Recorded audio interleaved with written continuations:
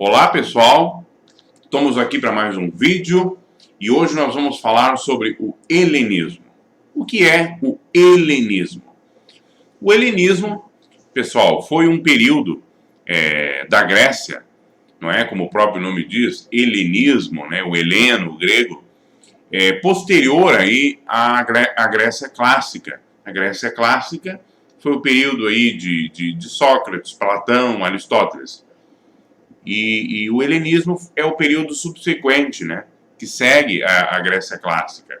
É uma filosofia ainda ocorrida no mundo grego, por isso o nome helenismo. No período helenístico, pessoal, a Grécia, não é? As cidades-estados gregas estavam sob o domínio de Alexandre o grande conquistador do mundo antigo. Portanto, eles não podiam muito, não tinham muita liberdade para falar sobre política, por exemplo, como faziam Platão, como fazia Sócrates, né? Bom, Sócrates foi morto, né? Porque falou demais, enfim, mas havia no período helenístico um domínio de um outro povo estrangeiro sobre eles. Então, realmente ali eles não tinham liberdade para discutir, por exemplo, política, para discutir a polis, etc. mais. Então, o que aconteceu? No período helenístico, houve uma tendência de eles se voltarem para dentro, de eles se voltarem para a subjetividade deles, né? E começar a pensar questões do bem viver, né? Então, nós temos ali, apesar de nós termos diversas correntes, né, correntes divergentes dentro do período helenístico da Grécia, né, nós temos os céticos, nós temos os estoicos, nós temos os epicureus, nós temos os cínicos. Nós temos também uma linha de união, né, algo em comum, denominador comum entre essas diversas correntes filosóficas do período, que era precisamente a busca pela ataraxia. A ataraxia é a ausência de perturbações ou a mente, a serenidade e a plenitude da mente. Então, os filósofos do período helenístico, na filosofia, eles buscavam o bem viver, mas o bem viver a nível subjetivo. Qual o estado mental que eu devo buscar, que eu devo ter? Como eu devo proceder para que eu seja feliz? Até a conduta também, né? Mas a conduta individual, não a conduta mais coletiva, não a discussão política. Era uma questão, o foco estava na felicidade humana, né? E qual o modo, qual o caminho que eu devo seguir para atingir essa felicidade, inclusive a nível subjetivo, de forma bastante acentuada e voltada para a subjetividade neste período. O primeiro desses movimentos é o cinismo. O cinismo pouco ou nada tem a ver com o conceito moderno, a acepção moderna da palavra cinismo. O cinismo no período helenístico eram filósofos, os cínicos, né, que pregavam, né, o cinismo pregava a renúncia total aos bens materiais, a renúncia total às convenções sociais, a renúncia total à forma como se fazia as coisas no coletivo, não é? O grande expoente aí, o Diógenes, do período helenístico, ele vivia num barril, não é? E nu, vivia totalmente separado ou seja, ele não tinha necessidade do pertencimento a uma comunidade, ele vivia de uma forma isolada, dentro de um barril, etc. Então era um tipo de pensamento que pregava que a felicidade, né, que a ataraxia, que o modo bom de viver era o desapego a tudo, desde o engajamento, desde do desprezo às comodidades, desde o desprezo aos pertences, às propriedades, como a necessidade de um pertencimento a uma sociedade e tudo mais. Era uma espécie de renúncia bastante extremada, bastante radical.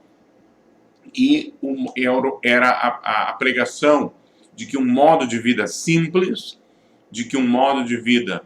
E por isso eles se baseavam nos cachorros, daí vem a palavra, vem de cínico, vem de kion, que é cão, de que o cachorro seria um modelo de vida simples, de que não precisa de muita coisa para viver, etc., e que tem um desprezo e uma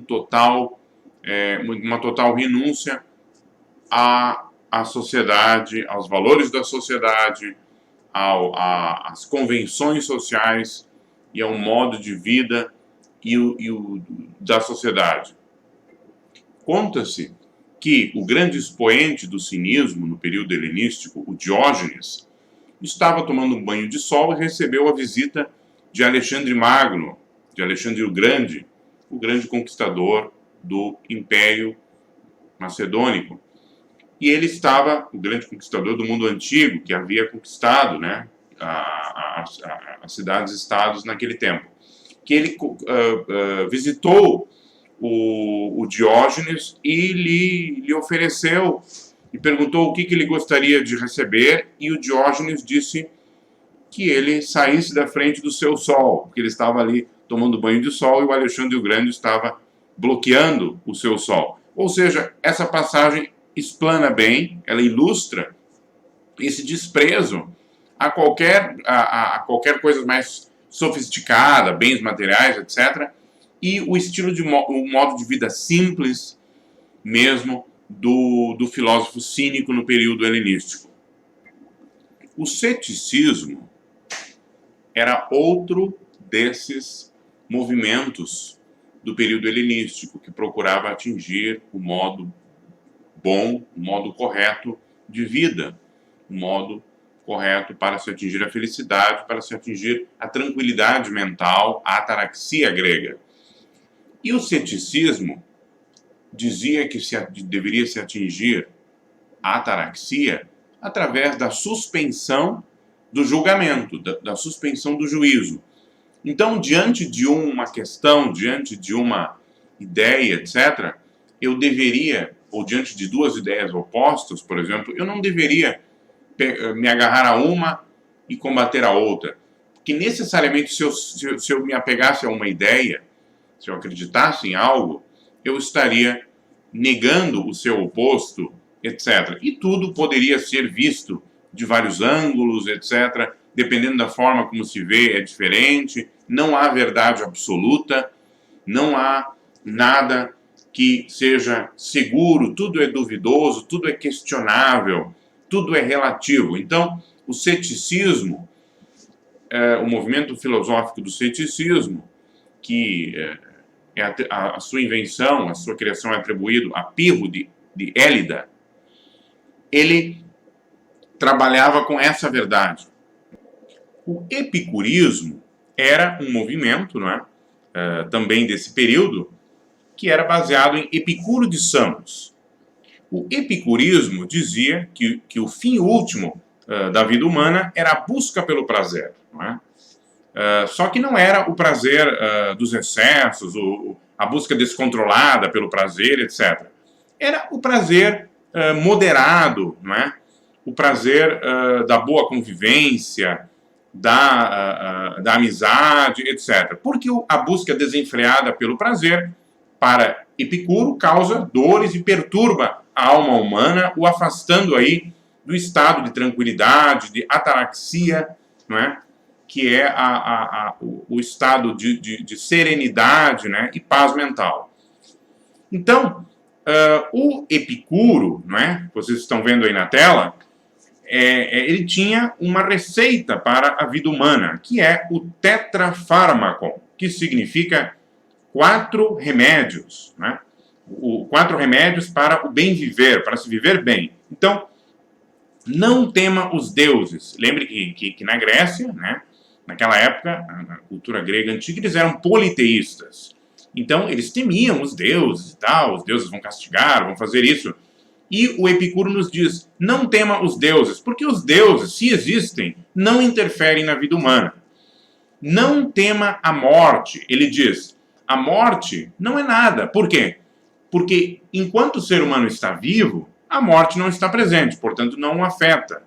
E quando o ser humano morre, a morte também não o afeta, porque o ser humano já não existe mais, não é? E ele era materialista, atomista, ele acreditava que o ser humano é feito de pequenos átomos, não é? Pecinhas, né? Que quando morrem, então se desintegram, se desorganizam e ocorre a morte. Acaba tudo, e não há vida após a morte. Para Epicuro. Epicuro também diz, pode-se alcançar a felicidade, né, que é possível alcançar a felicidade, e também o último pilar do tetrafármaco é que pode-se suportar a dor.